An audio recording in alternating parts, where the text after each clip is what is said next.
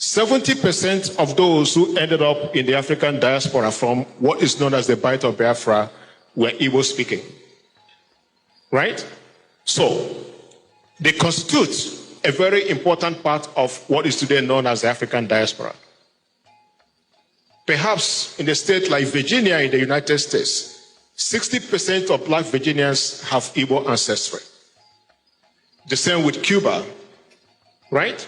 So, I'm looking at those two forms of migration and to think and understand why the Igbo is important in assessing those migrations and their outcome. Listen to him about what is happening to him, his businesses, his life, everything. And you ask yourself, why is this man still alive? Why is this man still donating?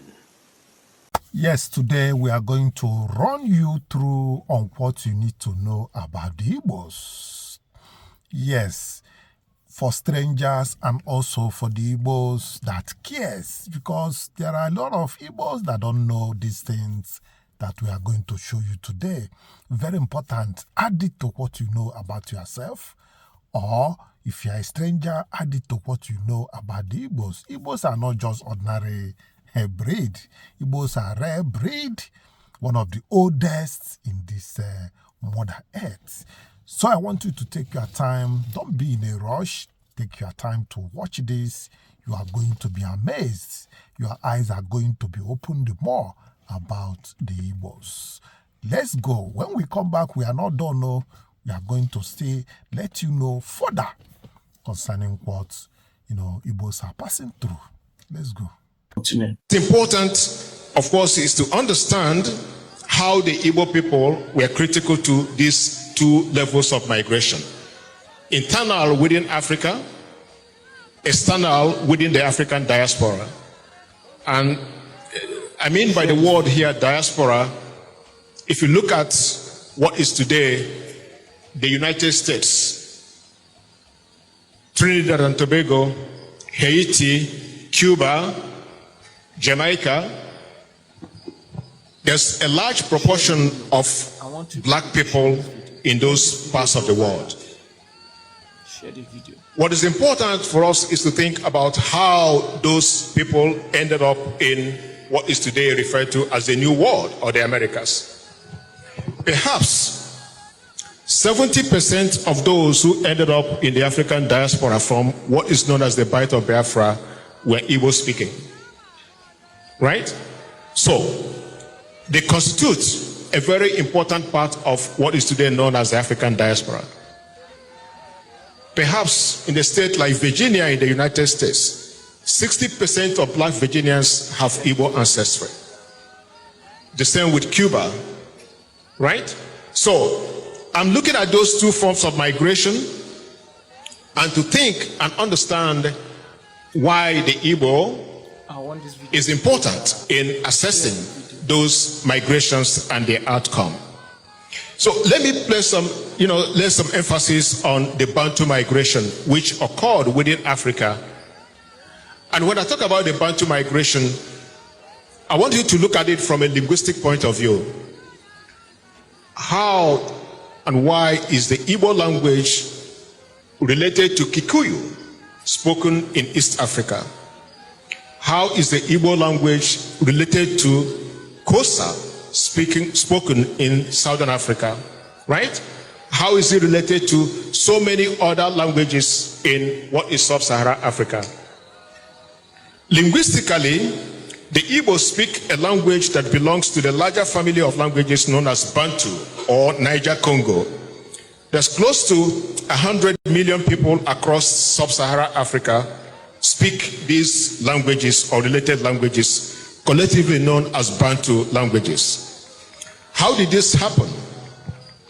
What does the Igbo have in common with Kikuyu, as I mentioned earlier, Xhosa, etc.? They share a common linguistic affinity. Scholars have explained this through the phenomenon known as Bantu migration or Bantu expansion. By 1000 BC, in a series of migrations, Bantu speakers had spread south of the savannah, across Angola, and to the great lake regions of East Africa. Over the next 1,500 years, they scattered throughout the Central and Southern Africa, interacting with indigenous people and absorbing those indigenous people as they moved along. Their migration throughout Africa is one of the largest migrations in human history. A migration that began 1000 BC and continued to the 4th century AD. It can be speculated that the ancestors of the Igbo were part of these Proto-Bantu speakers whose knowledge of agriculture, especially tuber production, yam production, and iron working technology helped to people and colonize the rest of the subcontinent. If I had mentioned, the Leja, right? Iron works, which I think is phenomenal. If you go to Leja in Nsukka, that people were already working iron smelting here, centuries back. Those skills were very central.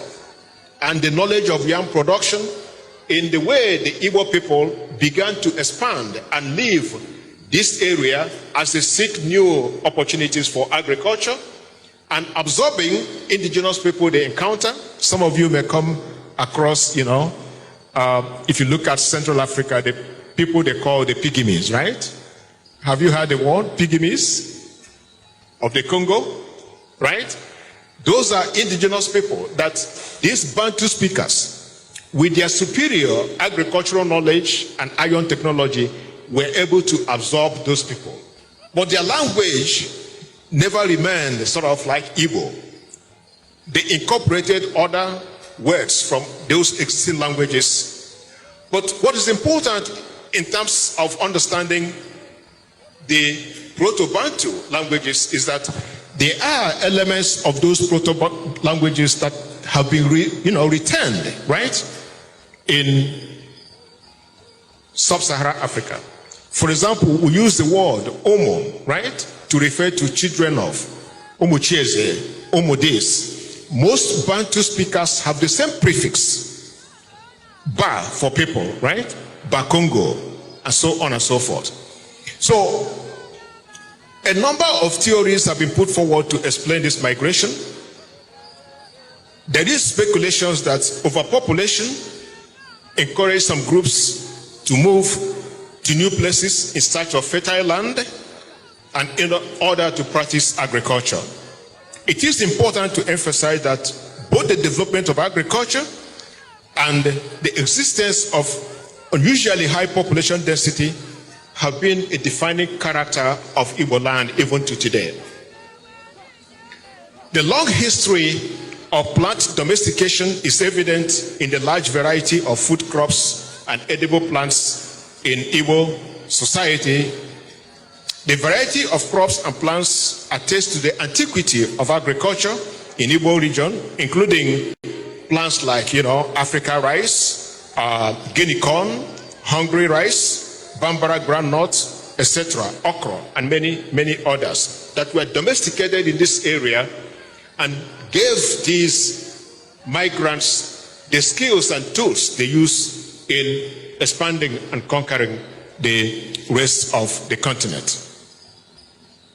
Now, accounts of captives of Igbo origin in the New World provide an unusual and rare glimpse into the agricultural and exchange economy of the Igbo. If you look at the walls over there, there's a picture of an Igbo ex-slave known as Olaudia Equiano. Has anybody heard about Olaudia Equiano? Right? No? Okay. So Olaudia Equiano was born in an Igbo village in 1745 and was sold into slavery when he was 11 years. Equiano recorded later when he wrote his autobiography in 1799, he recorded life and livelihood in his village. There are speculations that it comes from Iseke, which is today in Ihiala.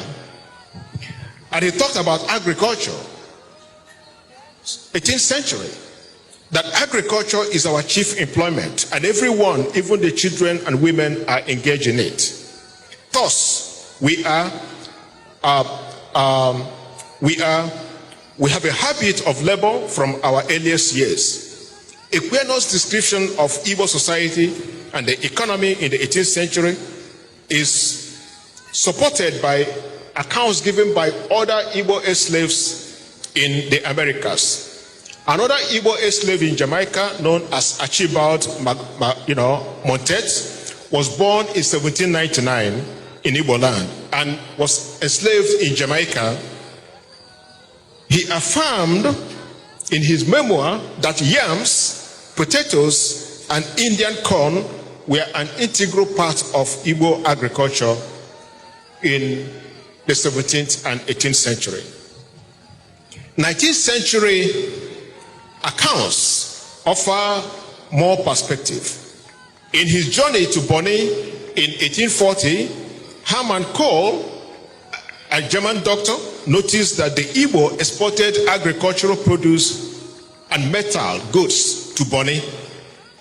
He described the Igbo as rich in natural products, including maize, rice, yam, oil or palm oil, dyewood, and cotton, and was quite indispensable in providing staple food to Bonny. Bonny is in the riverine area, right?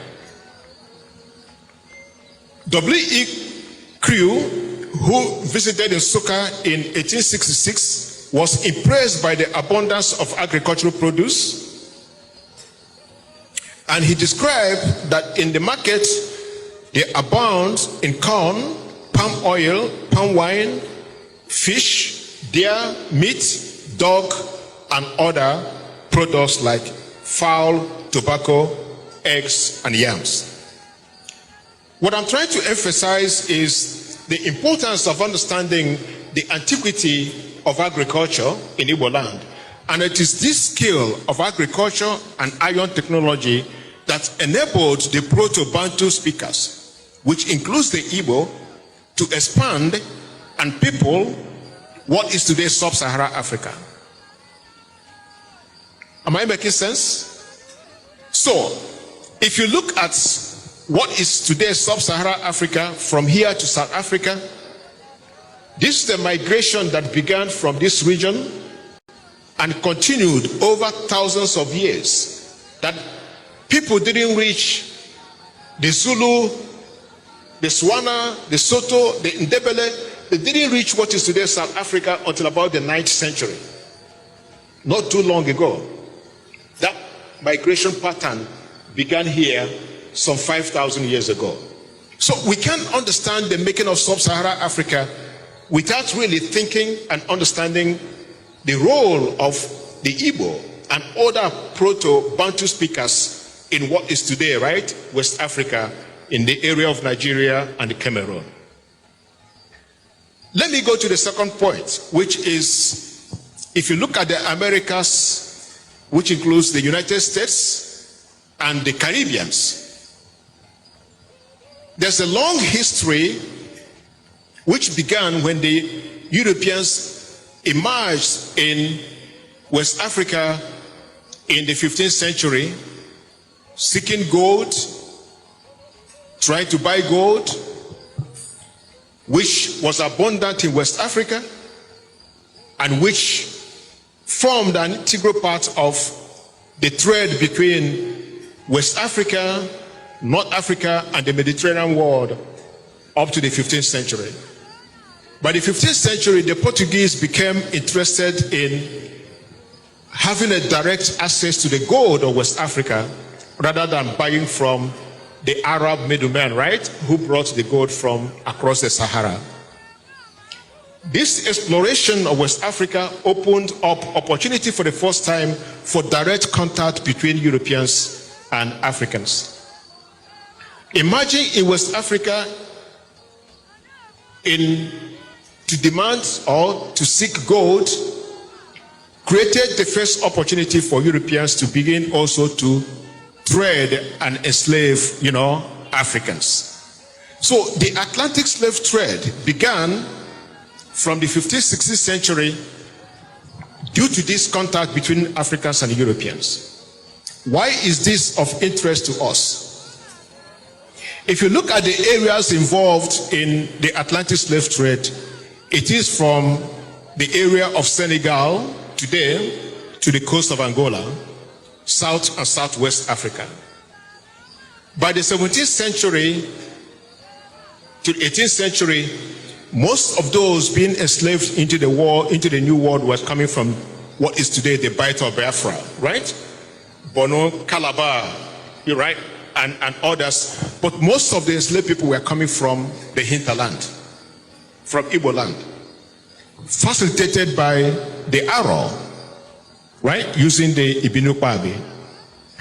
What is my interest here is perhaps to think about how the New World changed, because out of the number of enslaved people that came to the New World, there's estimate that perhaps 11% of those came from the Bight of Biafra and were Igbo.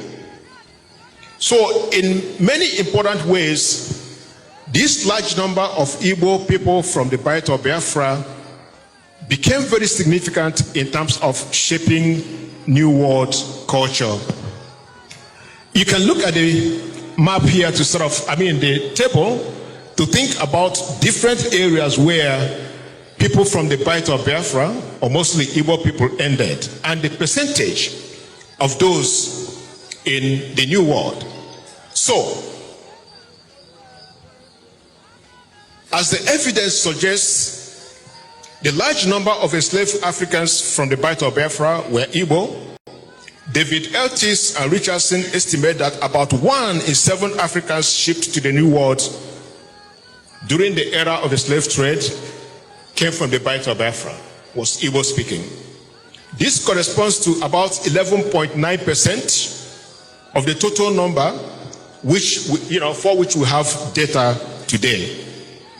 Douglas Chambers suggests that about 11.6 million people were estimated to have been shipped to the New World between 1470 and 1860, and 1.7 million of those were transported from the Bight of Biafra. If his estimate is correct, it means that 80% of those shipped from Calabar, Bonnet to the New World were Igbo speaking.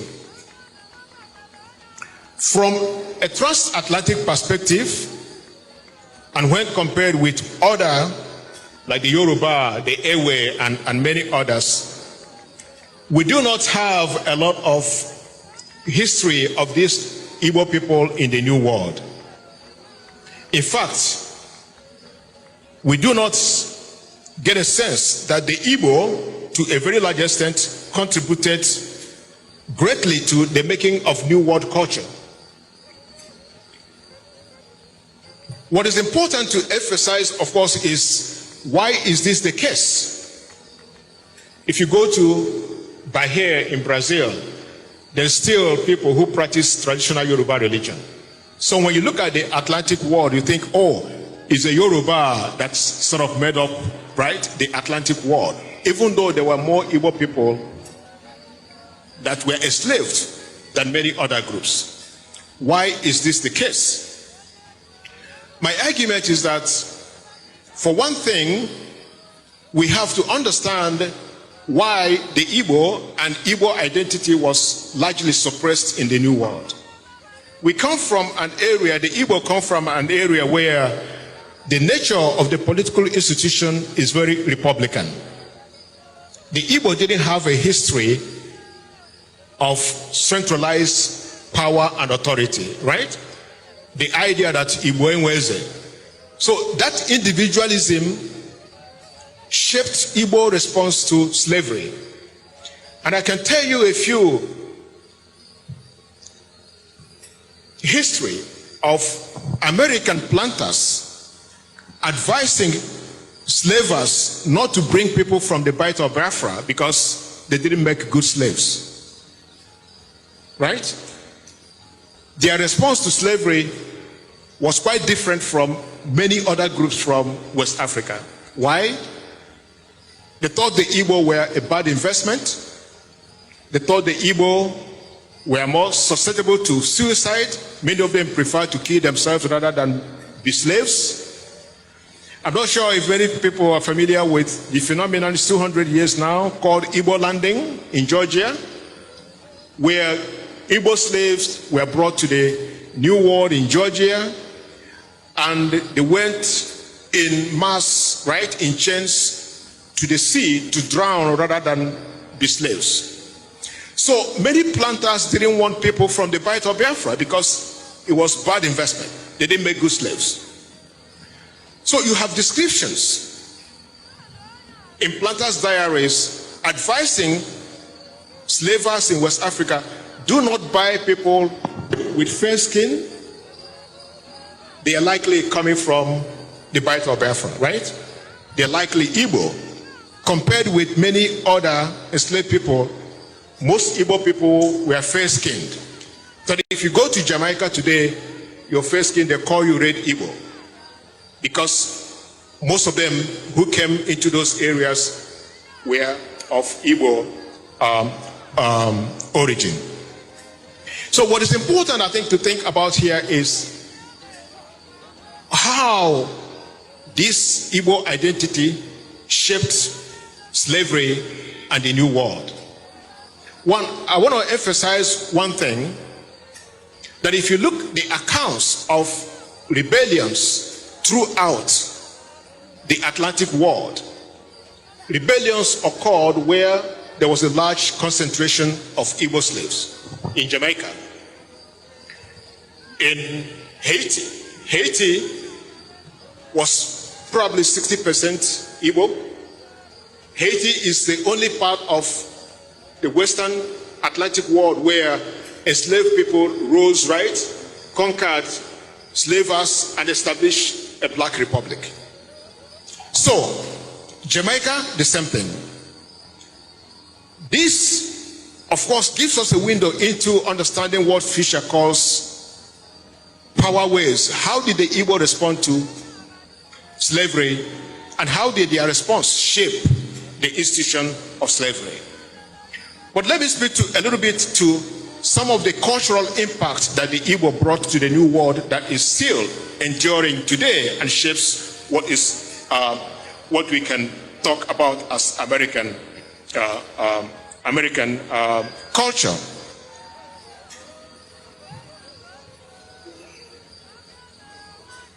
We talked about the Igbo people as a young people at heart. If you have read Things Fall Apart, right, it makes this very evident. When we talked about the Bantu migration, we talked about why yam and the knowledge of yam and agriculture was central to the Igbo, transmitting, expanding throughout what is today West Africa and shaping sub-Saharan Africa.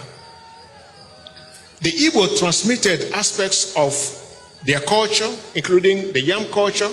Here we have Ayajoko, right? But in places like Cuba, they have what they call Jonkonu, which is basically Ayajoko lecture. Ayajoko ceremony.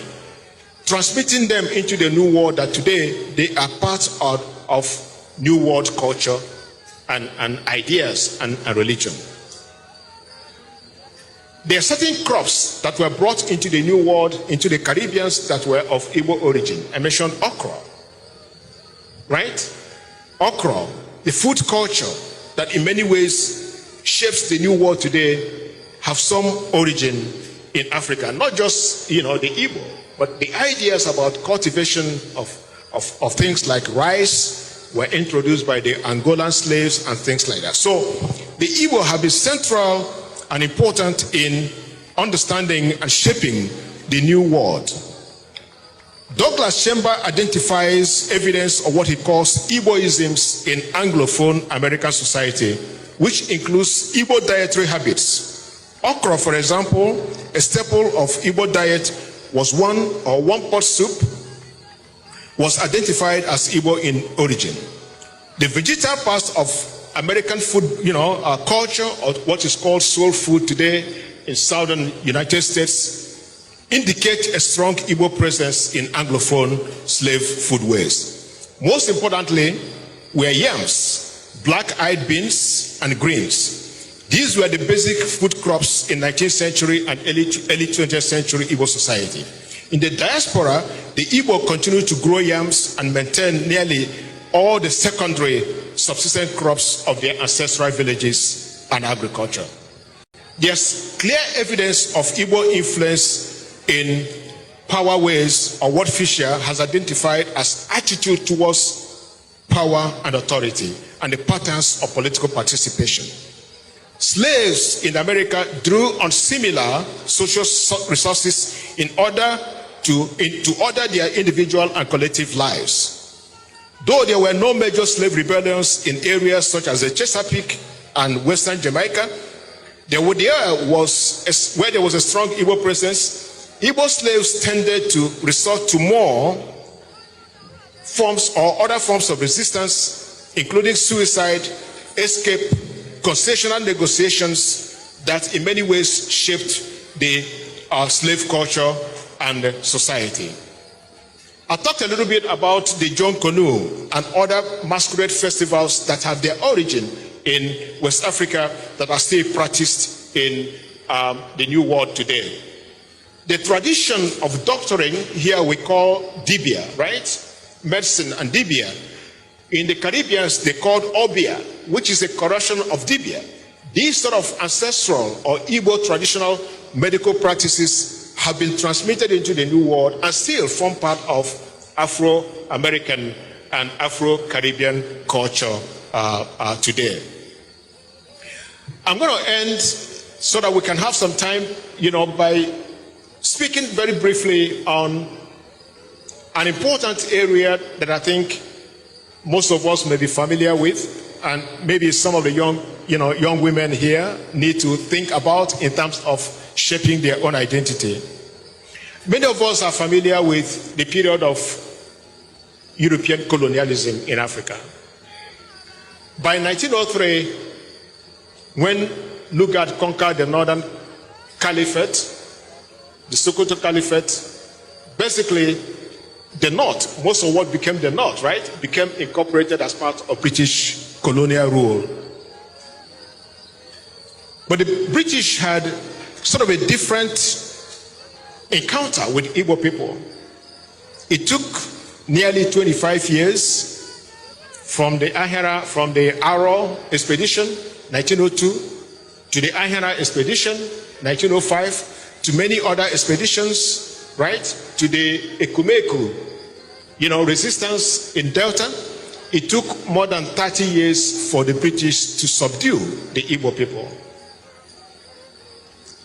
Basically, annexing, pacifying one village after the other because of the nature of Igbo indigenous political system and structure. So, having established British rule, the British established what was known as indirect rule.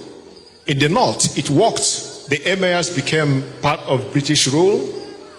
They already had authority. They were put in their place. In Yoruba land, the Obas became part of British administration. In Igbo land, where there wasn't a strong history of centralized authority, the British created what they called the warrants chief system. So they could come to your village and they say, my brother, you look like a strong man. They make you a warrant chief, And they are establishing new forms of authority that is not part of indigenous political systems and structures. So the Igbo, in many ways, resisted. And one of the most important forms of resistance came in 1929 with the 1929 Women's Revolt, right? Which occurred throughout eastern Nigeria. And women, in their thousands, rebelled against the British. What is important is not that they rebelled. What is important is what became the aftermath of that. That it is the Igbo resistance that shaped and reshaped British administration throughout Africa, not just in Nigeria. They gave up on the indirect rule system and in place of native administration. That's how they began to create native courts, right? And have local representations. how did the Igbo become central to reshaping British colonial policy? We got to think about that. How did this inform what became critical to understanding Igbo and other societies with the appointment of and commissioning of studies that today constitute what is known as intelligence reports? It was in the aftermath of the 1929 Women's Revolt. What I'm trying to emphasize is that the Igbo impact was not just local, right? It shaped British colonial policy throughout tropical Africa. I'm going to end by encouraging you to, if you haven't read it, the Igbo experience during the war gave us opportunity to think and gave us opportunity to show sort of the ingenuity of the Igbo people. I'm very sure some of you who are young will need to read about the Biafra War. But I want to point to a publication that came out during the war known as Ahera Declaration. I'm emphasizing that because today I read the Ahera Declaration as a manifesto, just as you will read every other manifesto, or the Arusha Declaration in Tanzania by Nyerere. What made the Ahera Declaration unique? It's not just about the political philosophy and ideas, but in it is sort of an indigenous development ideology that moves away from Western development ideas and ideals to one that encourages indigenous development relying on our knowledge and indigenous ideas. So, what is important, I assign this to my students in the United States. Read Ahera Declaration, read Arusha Declaration in Tanzania, and analyze how the indigenous ideas about development differ from Western development ideas, and to what extent this would have made a difference, right? If, for example, Biafra had succeeded as a country and as a state. Because by 1960s, Eastern region was the fastest growing developing economy in the whole of the developing world, including Asia. How did that happen? The Opera Revolution and things like that. How did that happen? Even though the war kind of ended that, development and ideas. What is important is what can we draw from these past ideas and Igbo contributions to the new world in terms of building a viable, right, society and culture in Igbo land?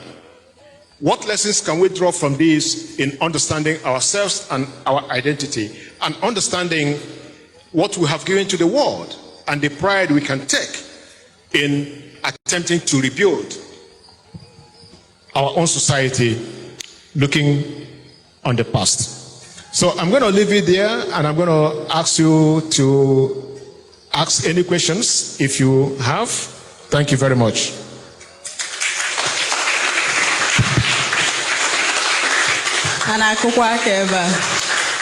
Thank you very much. Yes, you are amazed with that. That is not an embellished novel. It is a reality. That is what really happened. And the traces are there. The histories are there up to today. Because some of these countries, if you visit them, you hear some Igbo, languages being dropped here and there, according to what is happening today. Yes, there is a kind of warning that is coming from, is there a warning somehow, a kind of, drawing attention of the president concerning the Igbo race and what, Peter B is passing through. I believe by now you might have seen Peter B's interview with Chude, where he said that it is not only not for him not to be on the ballot, but he may not be alive to even contest the election in the first place. I believe everybody has seen that. If you've been with Peter Obi and listened to him about what is happening to him, his businesses, his life, everything, you ask yourself, why is this man still alive? Why is this man still donating? It is an Igbo story. It is not Peter Obi's story. Peter Obi is suffering today not because he is contesting with Tinubu. Peter Obi is contesting because of the region he came from. If Peter Obi were to be from Niger Delta to start with, most of the things that is happening to him will not happen.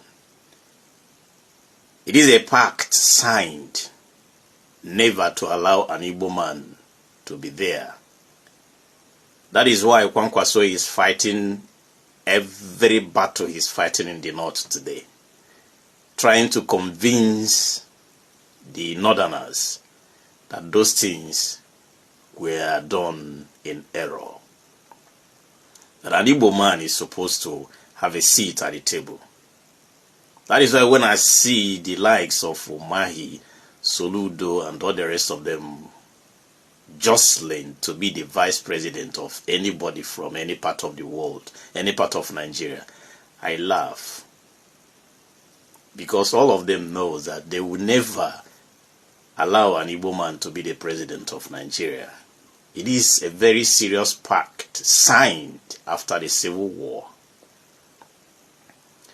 Today in Lagos, if your name, if you want to get a CFO, or if you want to get anything at all, your building or anything is associated with Chukwu or Ifani or Emeka or anything, that building will be overnight, and they know that you are very close to Peter Obi or you are supporting Peter Obi. That building overnight will be out of Lagos State plan, and they will bring that building down. People's businesses, people's houses, everything owned by Igbo people are being attacked. At some point, they had to remove the names of Igbo people on the bus stop, the names of Igbo people on the streets of Lagos. And up till now, Tinubu has not made any statement about it. It is an Igbo story. It's not because Peter Obi is running. It is because there was an agreement.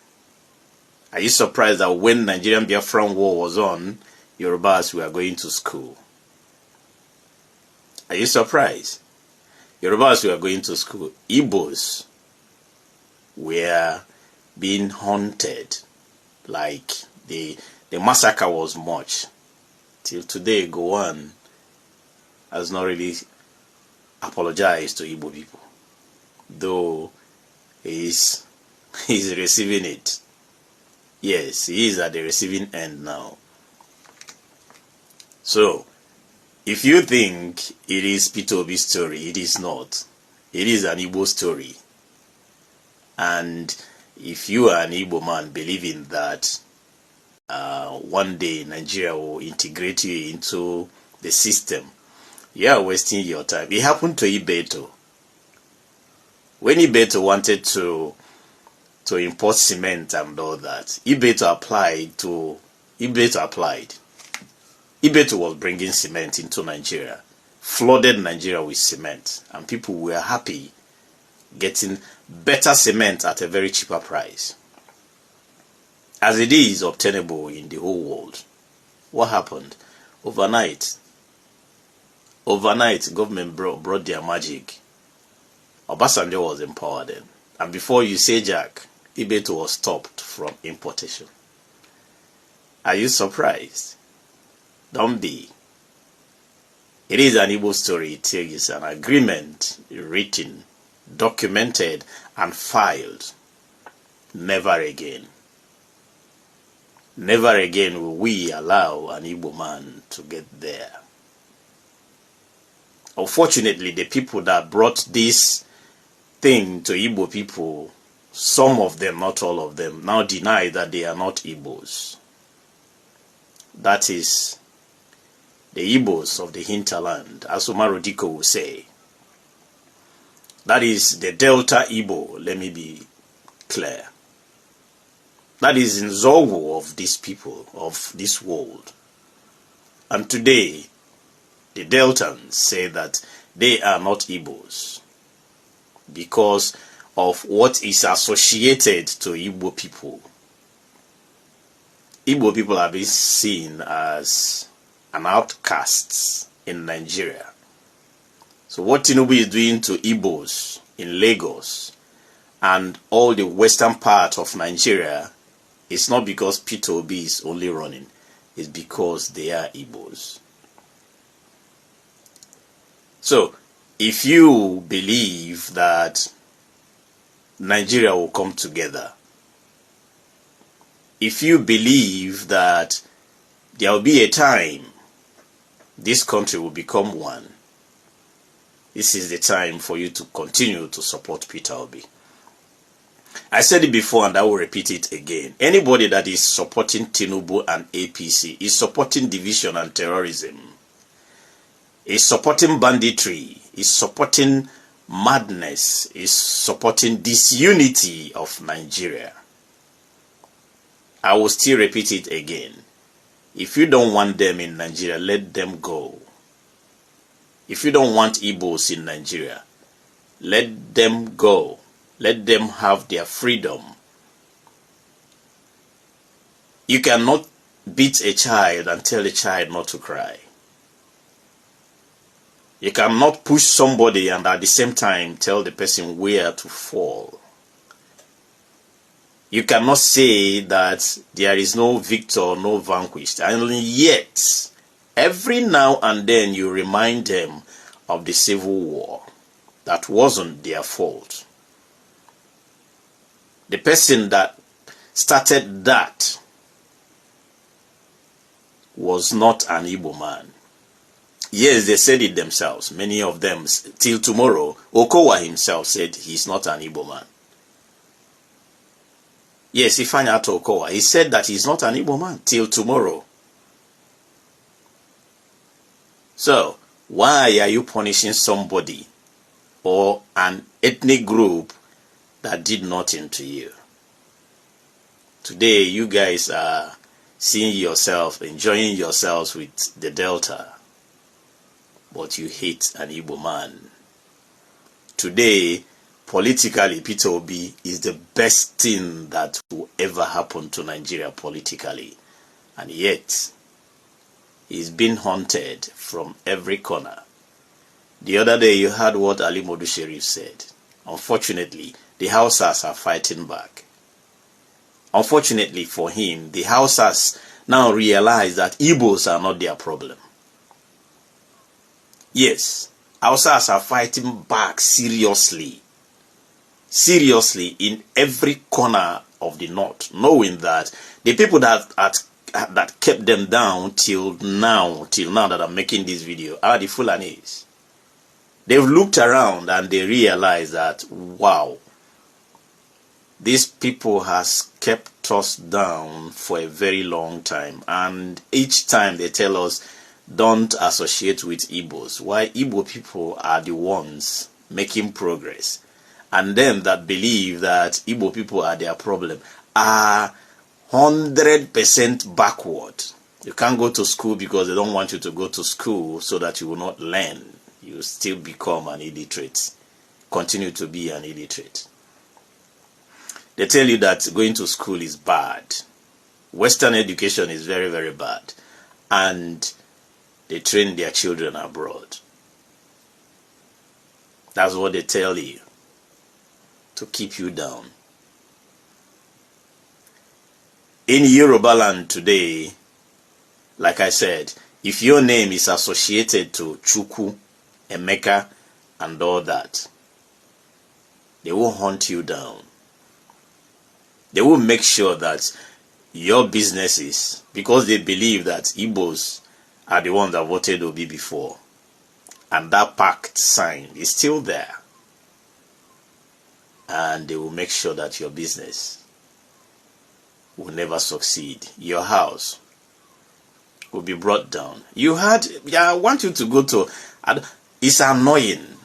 I want you to go to that interview with Chude and listen to it again. At some point, Peter Obi made mention of something that is painful. Very, very painful. When he said that thing that he said, that is not only his name will not be on the ballot, but he may not be alive to contest. Because everything that is associated to him, they are fighting him just to make sure that he will not be on the ballot. I pity for Nigeria. I pity for Nigeria. Before Nigeria will get somebody like Peter Obi, it will take a whole lot of time. It will take a whole lot of time. Unfortunately, that ethnic group cannot come together the way Hausa people are coming together now. They cannot come together. The Umahis of this world are busy attacking their brother, the Soludo, who is from the same state with him, is playing politics with the lives of Igbo people. Unfortunately. It's quite unfortunate that you can't let them go. You can't let them be in Nigeria. You can't let them have their freedom. And still, you try to divide them.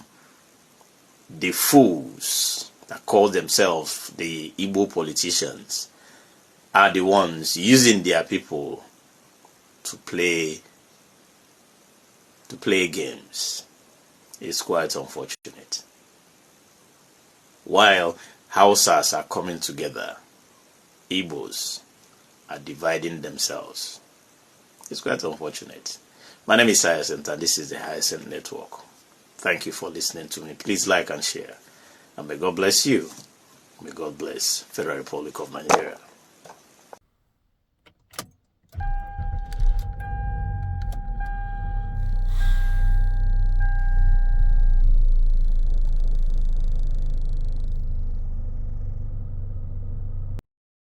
Yes, viewers, you are welcome back from that. Please, if you have not subscribed to YangaLife channel, click on the subscription button, notification bell, like our videos, and don't forget to share it. I am still Chinedu. Till I come your way next time. Bye.